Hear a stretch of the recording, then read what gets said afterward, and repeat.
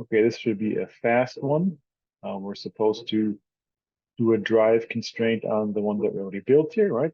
Nothing should be moving at the moment, but we want this whole thing to, these two brackets to rotate at the same time. So first, we have to make sure that they can move. So let's see, we have this Z bracket, and we have this only has inserts, so it is not the one who's stopping. So this one has an angle constraint. So just let's delete that constraint for now, right? So we want it to look something like this. So I think we could have just left that angle constraint. Let's pop that back in. We want the version with 2, so we'll take this surface and that surface and say okay.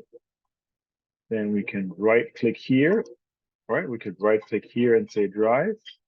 Also, when it's highlighted like this, we can just right click it here and say drive. So say drive, we'll say 0 to 360. Does what we want it to do, so that's good. Now let's make it a little faster, and let's have it go around twice. Oh, that didn't work, did it? All right, so the reason why it's not working is that, of course, these two are not constrained to each other. So let's put another constraint, another angle constraint. So we want basically this surface and that surface to always be the same, right? To have the same angle. Okay, something went wrong. I think I had the wrong solution in there. So let's try this again. That solution, so this surface and that surface. Now it works. Let's try this again. Let's go back to our angle 1. To drive.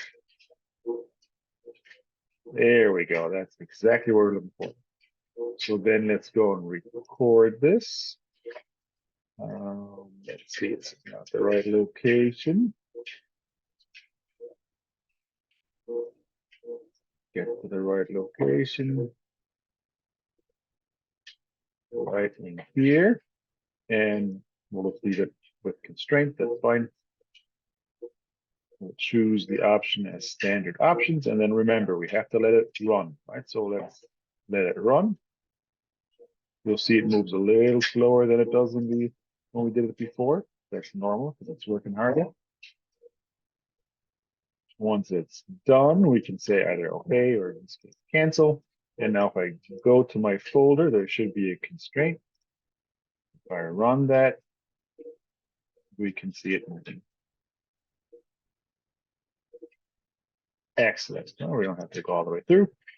But with that, we've driven our constraint exactly the way we wanted to.